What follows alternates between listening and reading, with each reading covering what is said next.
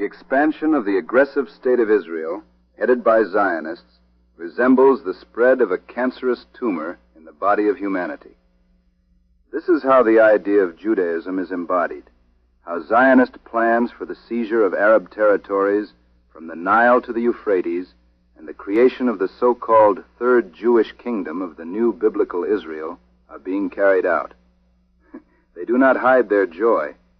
Fortune has been successfully deceived and world public opinion cleverly fooled.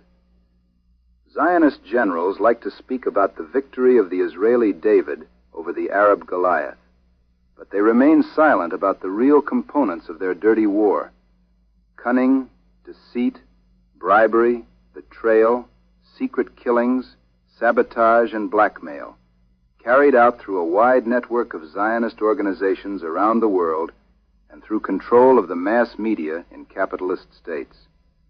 Yes, all of them know how to present black as white and white as black, and replace truth with lies.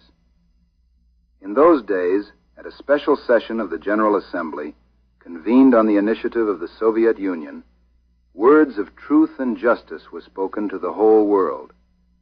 Chairman of the Council of Ministers of the USSR, Alexei Nikolaevich Kosygin, called for the adoption of a resolution demanding that the aggressor withdraw from the captured territories.